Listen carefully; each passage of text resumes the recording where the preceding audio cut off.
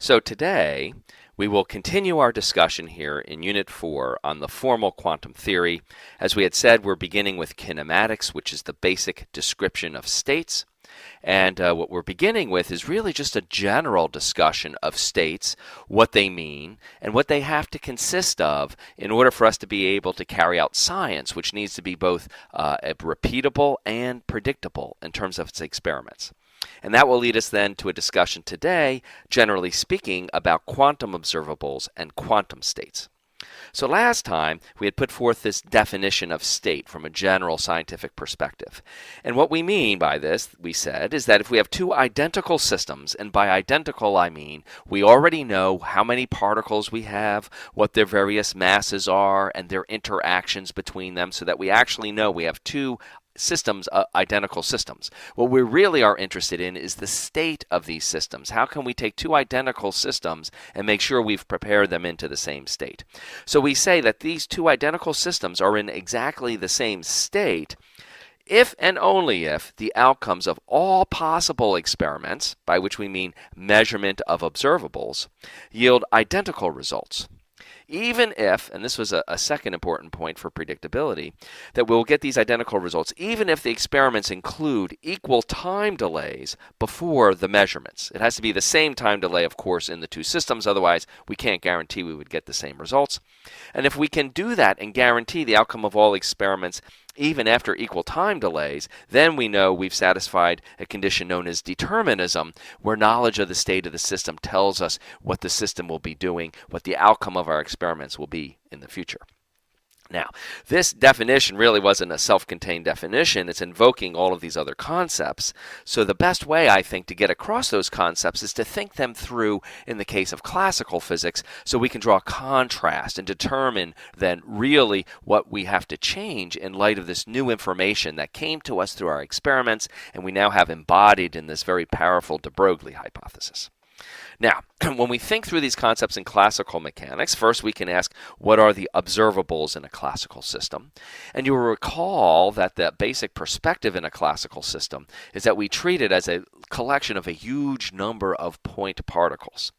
Now, these point particles then have their various positions and their velocities that we can measure. Equivalently, of course, it's better for us to speak in terms of the momenta, because those are fundamentally conserved quantities, or they are related to a conserved quantity. But it's very easy, of course, to transform between momenta and velocity. They are equivalent as long as we know the masses of our particles, which we certainly do because we were talking about systems that we knew their basic parameters. We knew they were identical.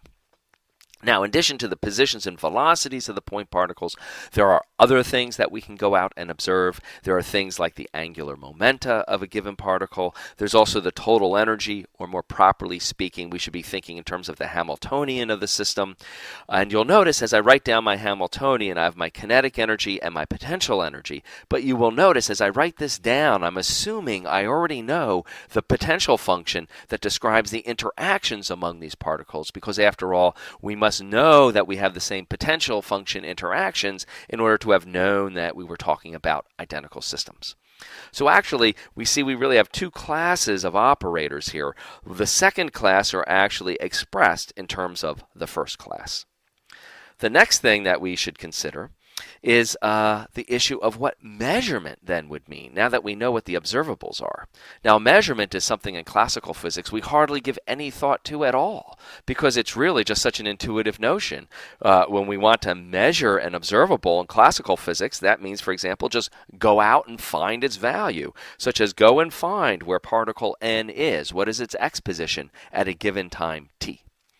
Now, there are a few more ideas here that we want to pull out from classical mechanics, so let's include those here in today's overview. In classical mechanics, the additional concepts that we have are the idea of what it takes to specify the state of a system.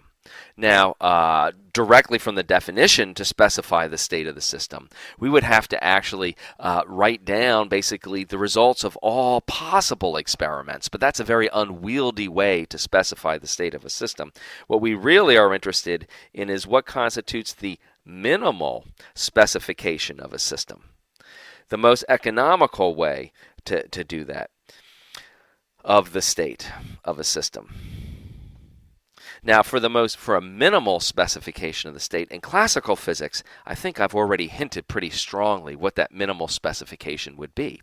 Because after all, if we did know the positions and momenta of all of the particles, all of these other observables we can determine through mathematical formulae in terms of that known information. So one thing that would definitely specify the state of a classical system would be to know the positions and the momenta of all of the particles at a given time.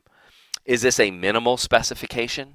Can we reduce it yet further? Well, you see, I don't think we really can, because after all, in classical physics, you can set the positions and the velocities of your particles independently. So we need at least this much information. And as we've said, this much information is actually sufficient to determine all of the other observables. So in classical physics, once I know the positions of all of my particles, I running from 1 through n, then I've specified the state of my system.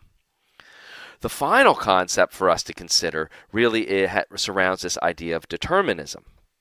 Now, in classical physics, determinism fits very nicely within this framework because in classical physics, what we know is that if we know the state of the system at time t equals 0, and now that we've specified exactly what we mean, so if we happen to know the positions at time t equals 0 of all of my particles and the momenta at time t equals 0 of all of my particles, I going from 1 to n, right?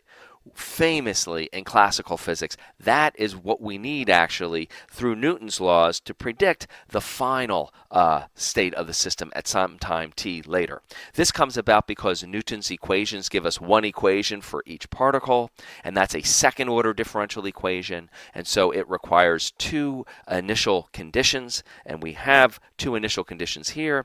So it turns out that that is actually exactly what's needed to tell us all of these positions and momenta at any time t later, and of course knowing those actually is a full specification of the state at that time later. So indeed, knowledge of the state at time t equals 0 does in fact determine the state of the system at any time t in the future.